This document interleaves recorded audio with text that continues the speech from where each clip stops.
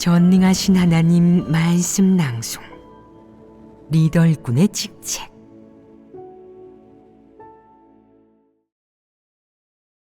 리더 일꾼의 직책 28. 두려워하는 사람에게는 또 어떤 모습이 있느냐?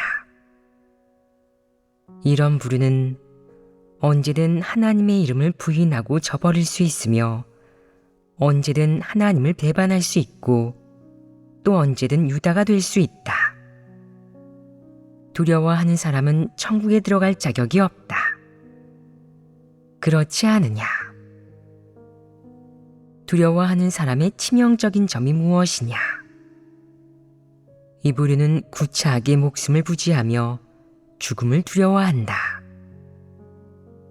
죽음을 두려워하는 것이 그의 치명적인 점이다. 그는 죽지 않을 수만 있다면 무엇이 되든 상관없다고 생각한다. 유다가 되든 멸망의 자식이 되든 저주받은 자가 되든 무엇이 되든 상관없다. 살아만 있으면 그만이며 살아있는 것이 그에게는 가장 큰 목표이다. 사람의 생사가 모두 하나님 손에 있고 사람의 운명은 하나님이 주관하고 주재하고 지배하니 사람은 하나님의 지배와 안배에 순종해야 한다고 아무리 교제해도 그는 이 말을 믿지도 받아들이지도 않는다. 그는 사람으로 환생하기가 쉽지 않으니 절대 죽으면 안 된다고.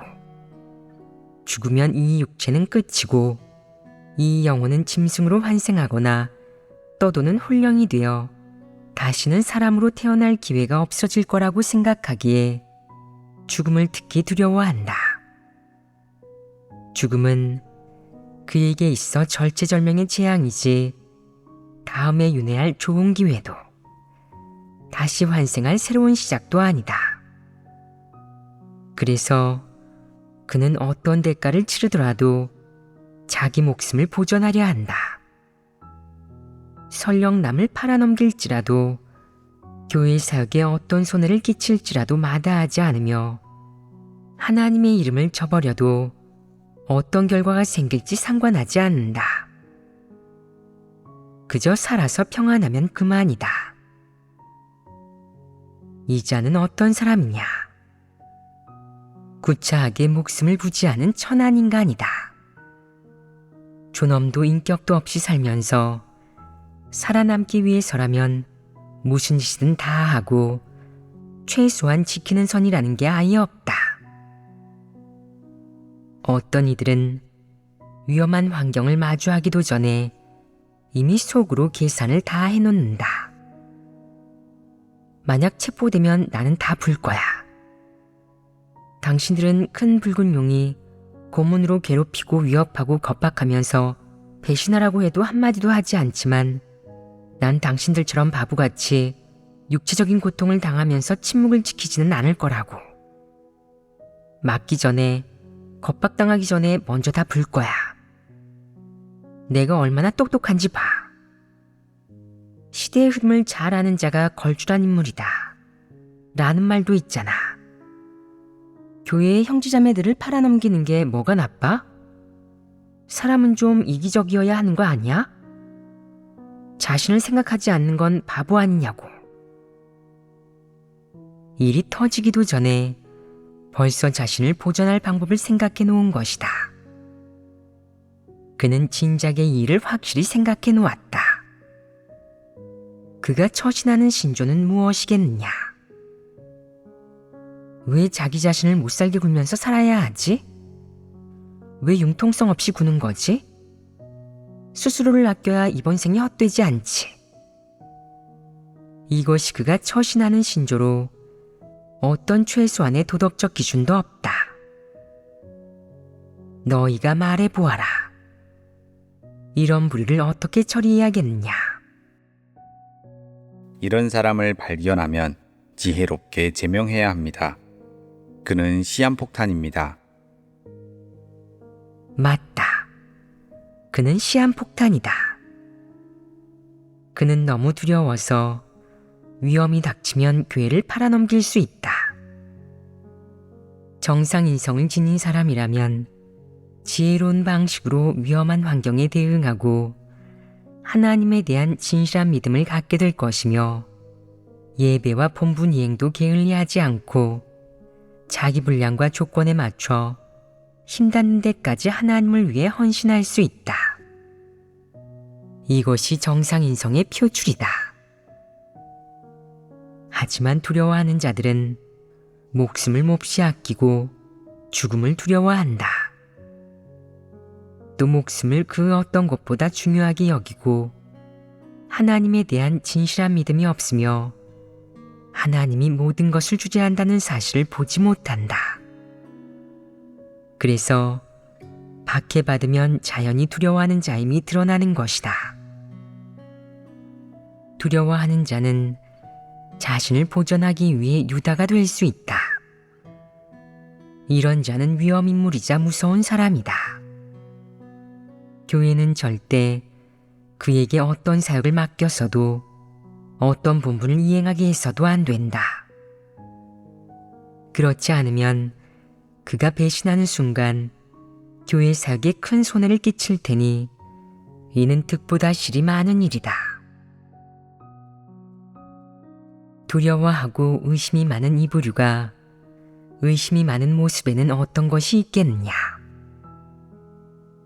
어떤 사람들은 늘 하나님 집의 여러 사역을 꿰뚫어 보지 못하고 하나님이 도대체 어떤 사역을 하는지, 하나님의 이 말씀들이 진리인지도 알지 못한다.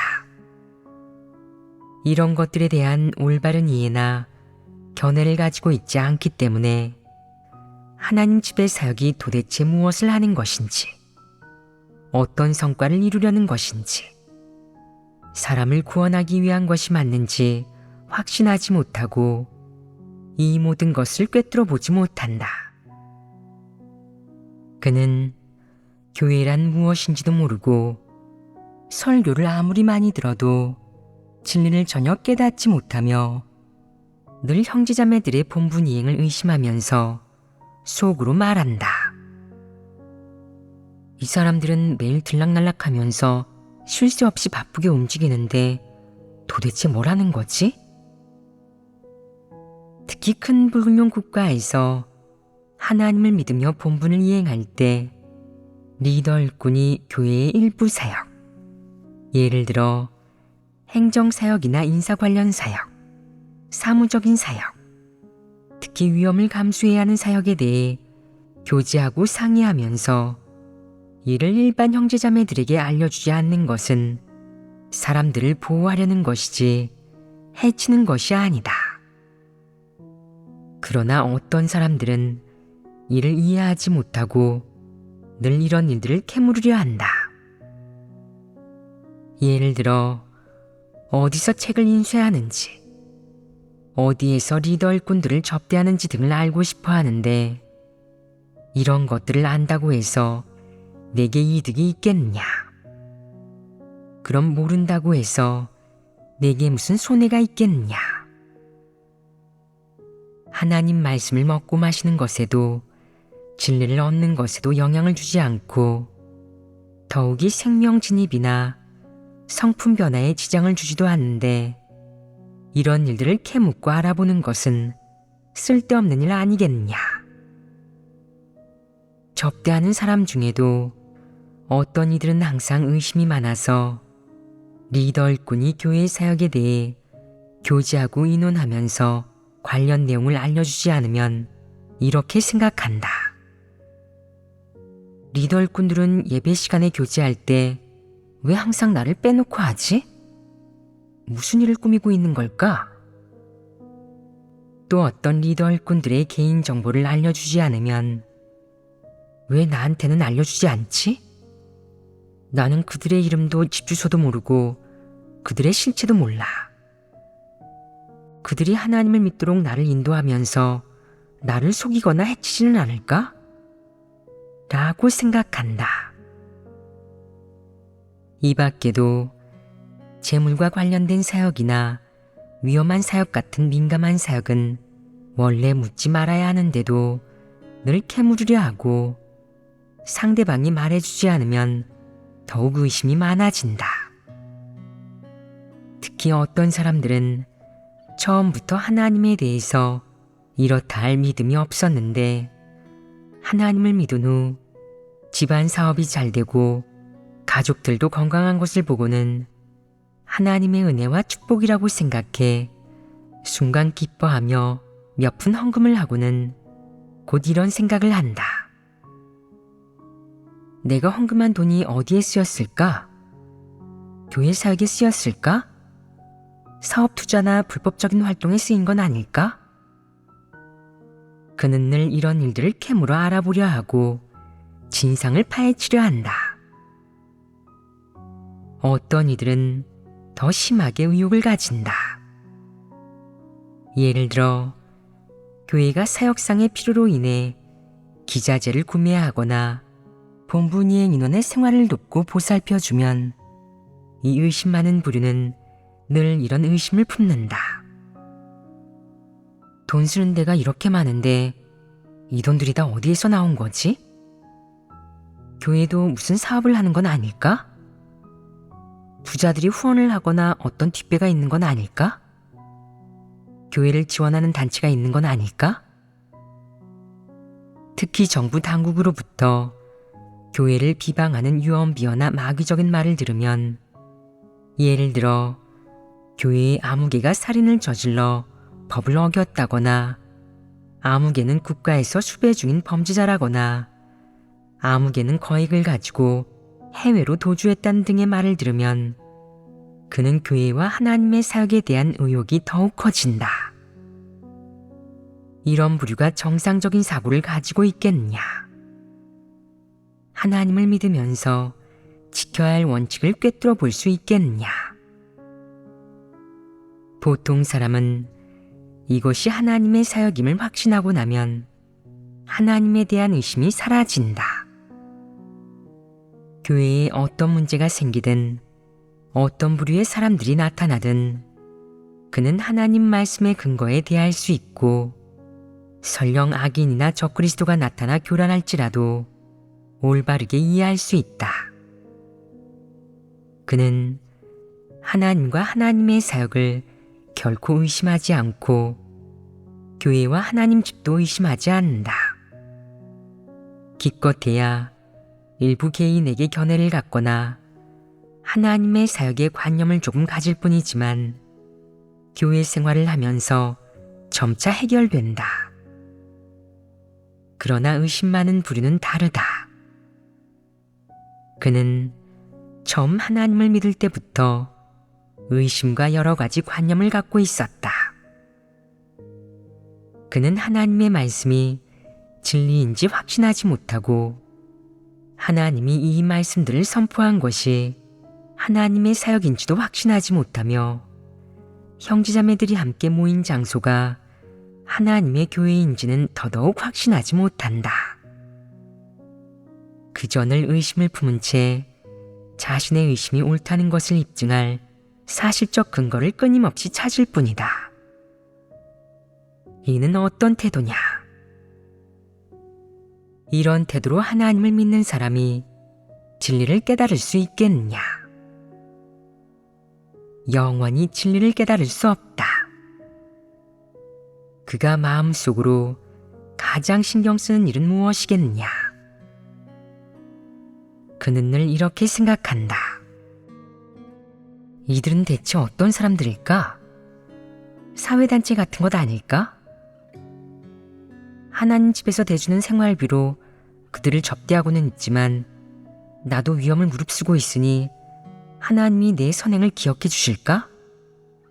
하나님이 기억해 주시지 않으면 내 접대는 헛된 것 아니야? 그는 마음속으로 늘 이런 의심을 품고 있다. 그가 기꺼이 원해서 형제자매를 접대하는 것이겠느냐? 그것은 전적으로 복을 받기 위한 것이며 그의 마음속에는 여전히 의심이 가득하다. 특히 자신이 꿰뚫어 보지 못하거나 관념 속에서 부정적인 사물이라고 여기는 것을 들으면 그의 마음속 의심은 더욱 커진다. 예를 들어 예배 시간에 어떤 사람은 큰 붉은 용 정권의 소행과 마왕의 추악한 몰골에 관한 주제를 언급한다. 또는 때때로 큰 붉은 용의 탄압과 체포, 그리고 그것의 본성 본질과 관련된 진리 등의 주제를 교지하는 경우도 있다. 사실 이런 주제들은 정치와 관련이 없다.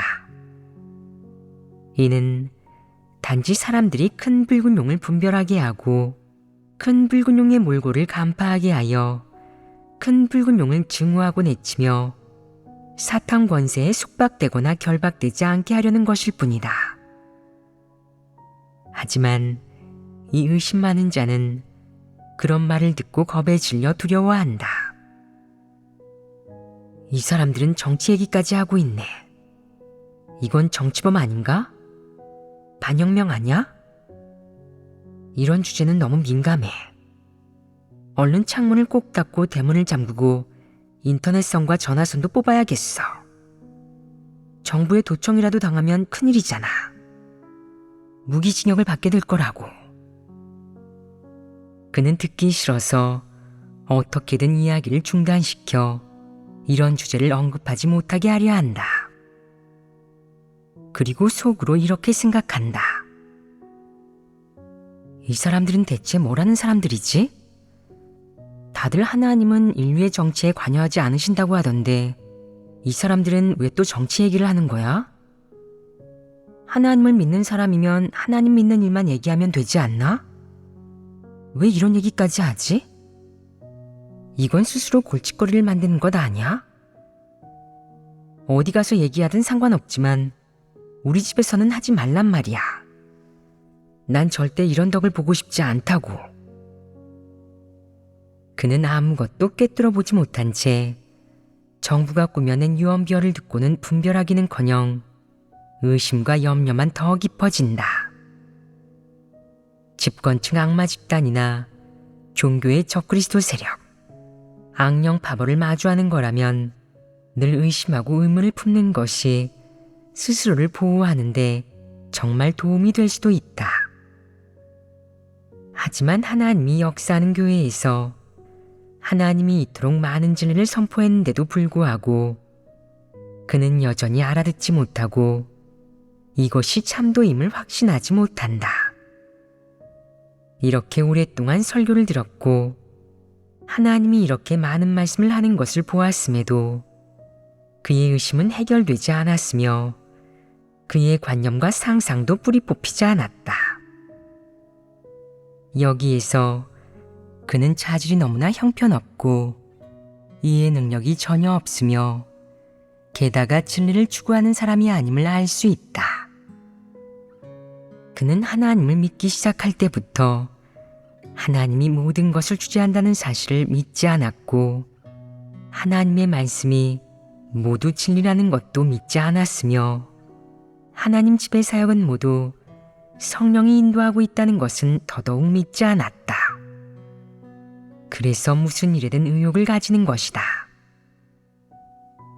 예를 들어 예배 시간에 각종 사람을 분별하는 것에 대해 교제하면서 적그리스도가 사람을 미혹했다거나 몇몇 사람들이 실질적인 사역을 하지 않은 채 하나님의 재물을 먹고 마시고 누리기만 하는 것은 교회에 얹혀 사는 것이라거나 어떤 이들이 재물을 훔쳐먹고 재물을 낭비했다거나 교회 중 몇몇 사람이 음란한 짓을 저질렀다거나 어떤 이들이 복음을 전하는 과정에서 하나님을 욕되게 하는 짓을 저질렀다는 이야기를 할 때가 있다.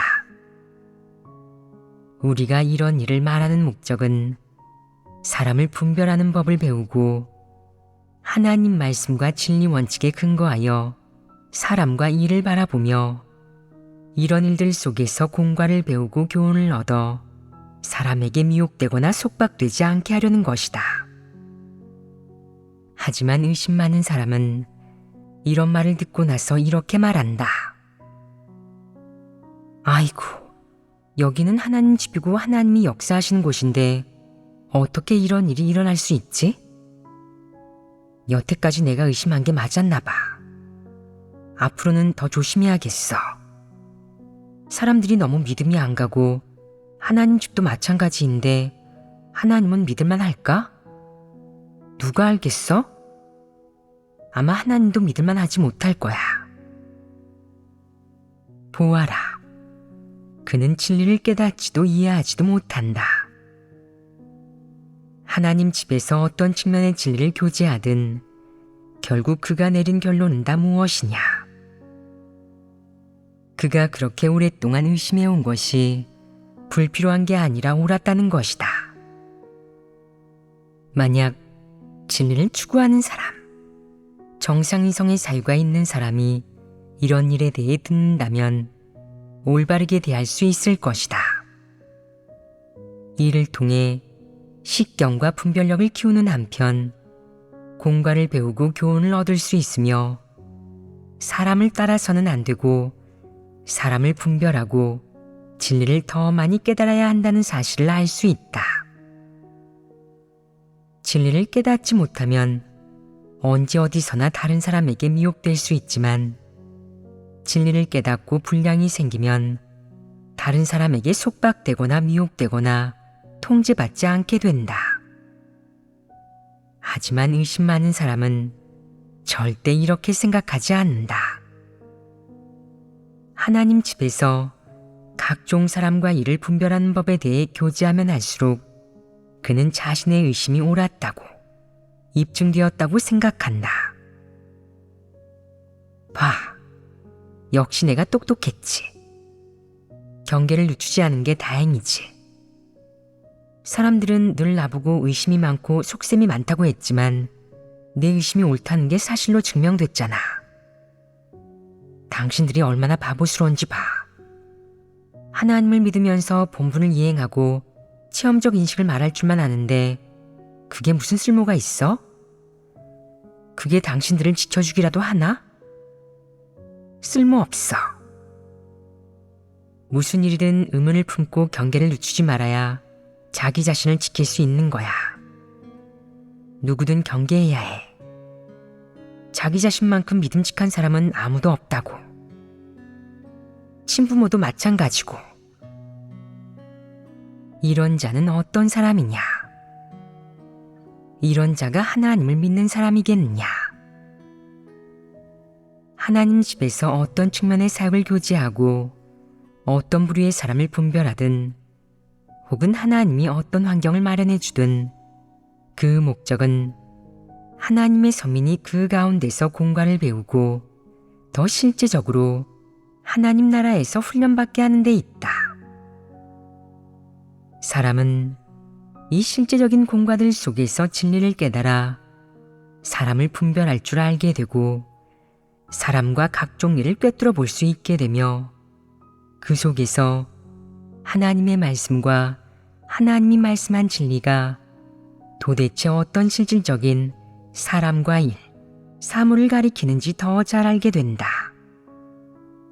하지만 의심 많은 사람은 그 속에서 공과를 배우지 못할 뿐만 아니라 오히려 더욱 의심이 많아지고 교활해진다. 또 어떤 의심 많은 자들은 하나님 집에서 무슨 말을 하고 무슨 일을 하든 늘 조심조심하면서 형제자매나 리더 일꾼이 자기를 책망하고 훈계할까봐, 심지어 괴롭힐까봐 두려워한다. 그는 만약 제가 하나님을 믿지 않고 교회를 떠나면 교회에서 저를 보복하지 않을까요? 라고 말하는데 이 일에 대해서는 완전히 안심해도 된다.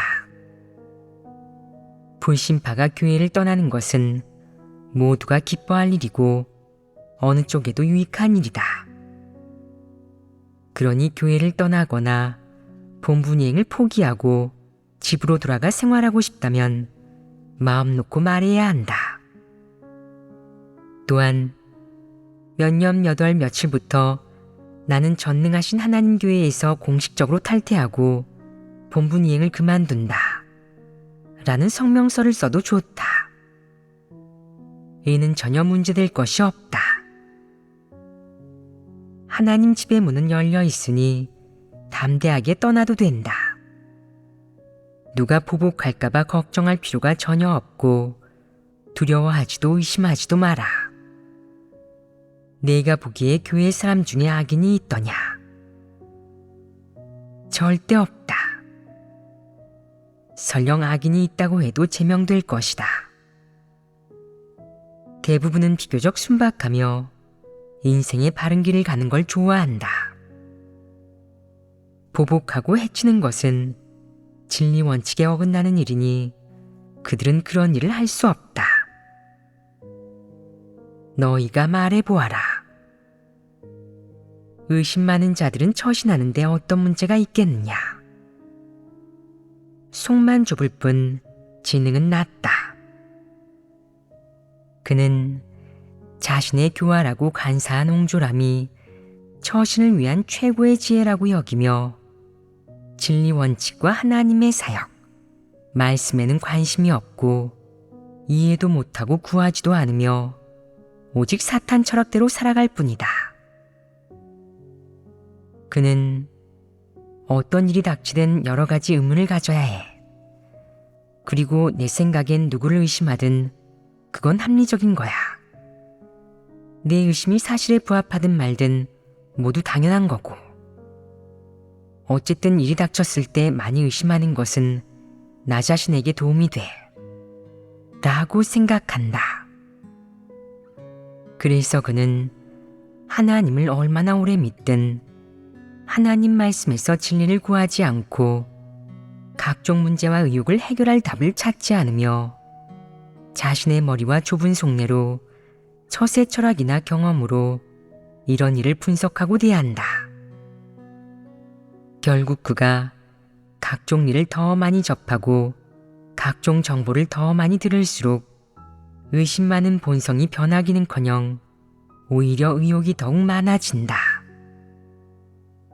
예를 들어 이 의심 많은 자들은 하나님을 믿은 지 1, 2년쯤 되었을 때 중국 공산당이 하나님 집을 비방하려고 조작한 자오위안 사건에 대해 듣고는 하나님 집에서 한 일일 수도 있어. 하나님 집에서 지시하지 않았더라도 아래에 있는 형제자매들이 한 일이겠지. 당신들이 인정하지 않을 뿐이라고. 라고 생각한다. 그는 하나님을 믿은 지 3년에서 5년이 되어도 여전히 큰 붉은 용의 주장을 믿고 8년에서 10년을 믿어도 하나님 집에 대한 마음속 의심을 떨치지 못한다. 그는 큰 붉은 용이 교회를 모함하고 음해하고 비방했다고는 생각하지 않고 하나님 집의 사람들이 한 일이라고만 생각한다. 보아라. 그는 어떤 일을 대할 때 하나님 말씀과 진리 원칙에 근거하는 법이 없다. 그는 큰 붉은 용의 주장을 믿으며 마귀 사탄의 입장에 서서 이를 바라본다.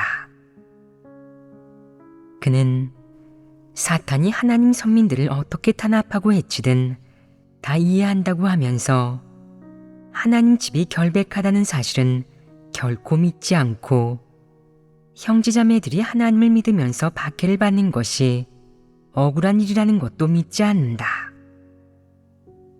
그가 하나님 집의 형제자매들이 모두 순박하고 분수를 지키는 사람임을 직접 보았음에도 마음속으로는 큰 붉은 용이 교회를 비방한 일을 시종일관 믿고 의심하지 않는다.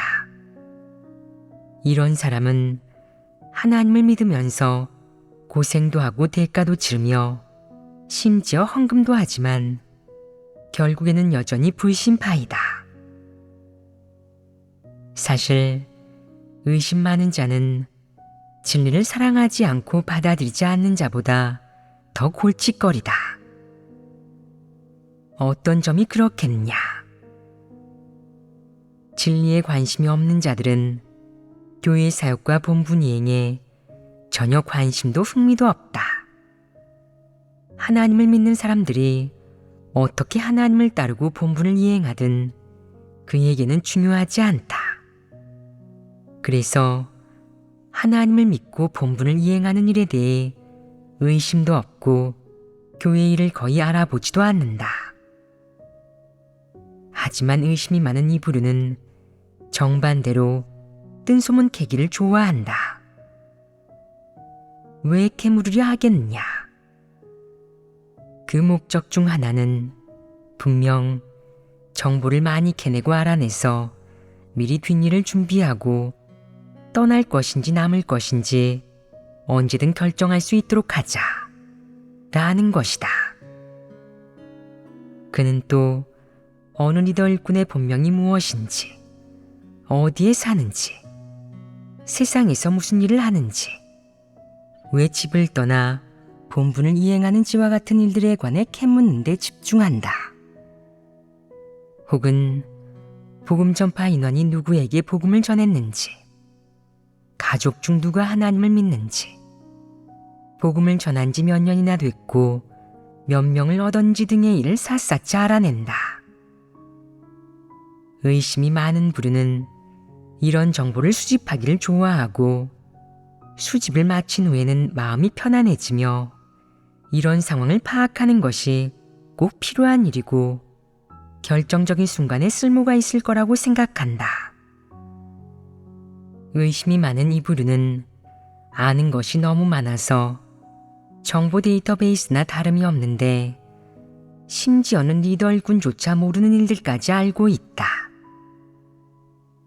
예를 들어 누가 해외에 나가서 본분을 이행하고 있는지, 어느 나라에 갔는지와 같은 국제적인 일까지도 다 알고 있다. 하지만 현재 설교집이 몇 집까지 내려왔는지 물어보면 대답을 못한다. 그는 생명 진입의 일에 대해서는 전혀 관심이 없지만 형제자매들의 개인정보와 교회의 여러 상황은 아주 잘 알고 있다. 그들이 이런 일을 자주 캐묻는 목적 중 하나는 각 측면의 상황을 더 많이 알아내서 언제든 뒷일을 준비하려는 것이다.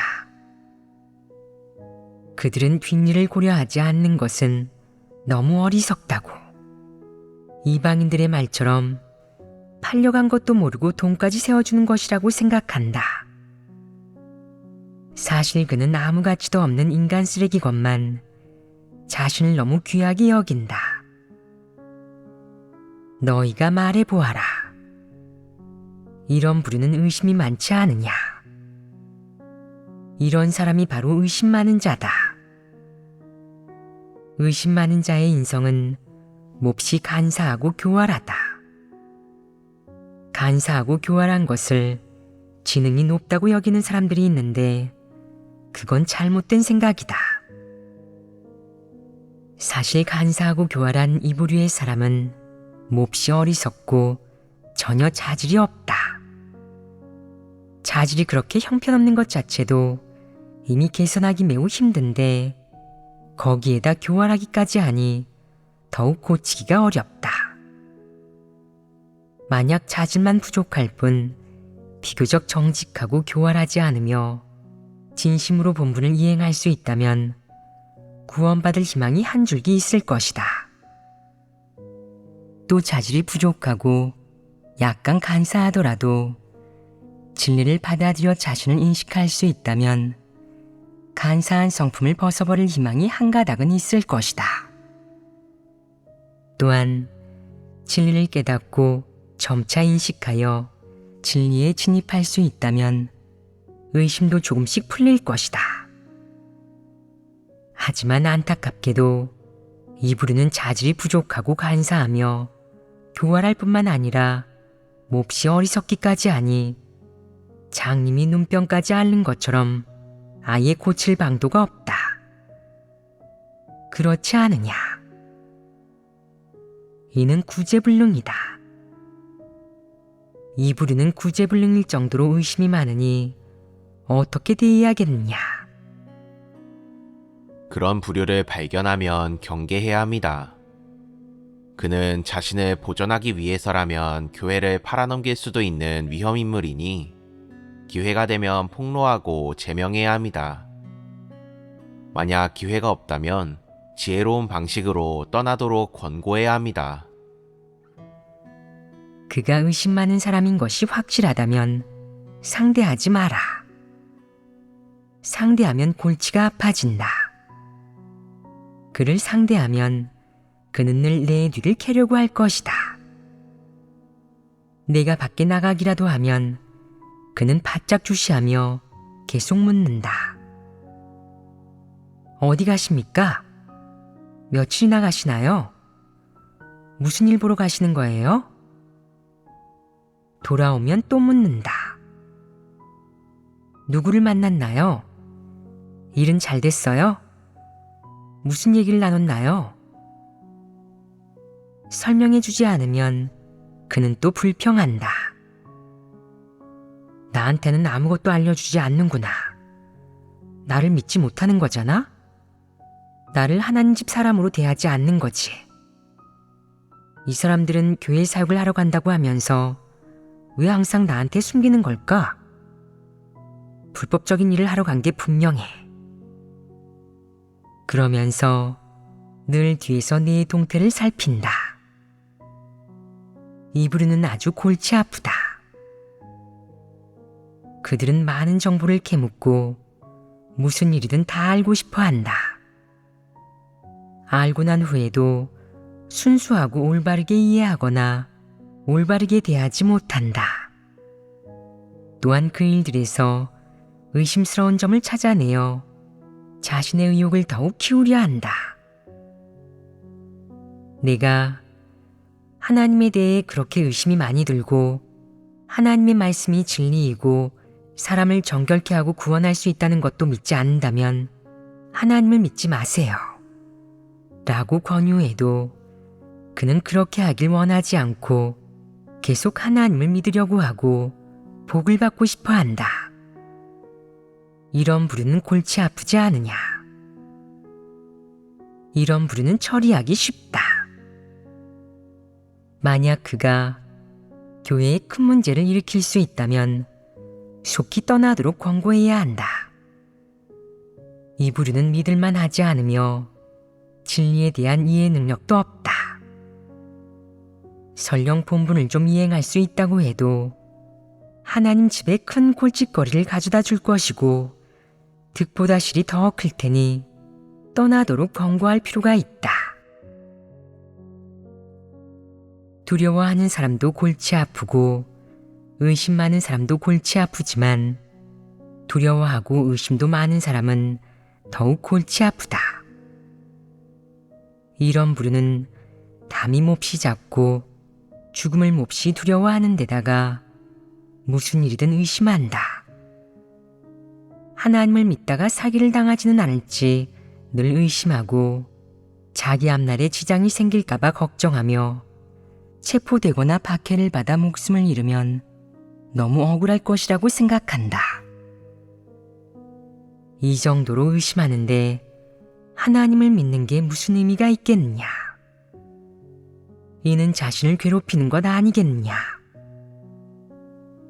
그는 사기꾼이나 큰 붉은 용, 마귀 사탄을 경계하듯 형제자매를 경계하고 하나님 집의 모든 사역 지침을 경계한다. 하나님을 잘 믿고 진리를 추구하며 본분을 제대로 이행하면 하나님께서 당신을 인정해 주실 겁니다. 라고 자주 권면해 주는 사람들도 있지만 그는 마음속으로 어떻게 생각하겠느냐? 당신은 나한테 열심히 본분을 이행하라고 하지만 이름이 알려져서 큰 붉은 용에게 잡혀가기라도 하면 목숨이 위태로워지지 않겠어? 라고 생각한다. 그가 만약 정말 이런 마음가짐을 가지고 있다면 권면해서는 안 된다. 그는 담이 몹시 작고 늘 죽음을 두려워하며 하나님을 믿는 사람이 체포되었다는 소리만 들어도 겁에 질려 오줌을 지리지만 사업할 때는 사기치고 속이다가 아무리 큰 일이 생겨도 전혀 두려워하지 않고 대담한 모습을 보인다. 하나님을 믿는 것과 관련된 일에만 죽도록 겁을 낸다. 그는 형제자매와 하나님 집에 대해, 특히 하나님과 하나님의 말씀, 사역에 대해 갖가지 의욕으로 가득 차 있는데 아무리 교제해도 그것이 해결되지 않고 몇 년을 믿어도 하나님을 믿는 게 어떤 것인지, 왜 예배를 드리고 본분을 이행해야 하는지 모른다. 이런 부류는 지능이 떨어지는 데다가 매우 간사하고 교활한 게 분명하다. 그러니 한시바삐 떠나도록 권고해야 한다. 두려워하거나 다른 어떤 이유로 그가 예배에 참석하지 않고 본분도 이행하려 하지 않는다면 그것은 마침 잘된 일이다. 따로 제명하지 않아도 되고 골치 아픈 일도 덜기 때문이다.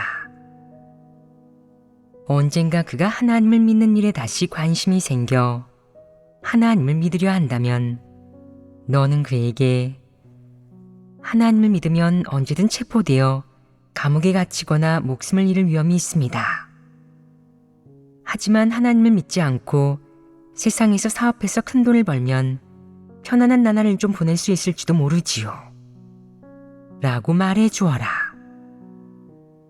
그럼 그는 마음이 완전히 편안해져서 더는 하나님 믿는 일을 생각하지 않고 이제야 그동안의 걱정과 두려움에서 벗어났어. 더는 교회와 형제자매들을 의심할 필요도 없고 하나님 집을 의심할 필요도 없어. 드디어 벗어났다고 라고 여길 것이다. 이렇게 하면 두려워하고 의심 많은 사람이 나가게 된다. 그럼 큰 골칫거리가 해결된 것 아니겠느냐. 이렇게 해결하는 것이 좋다.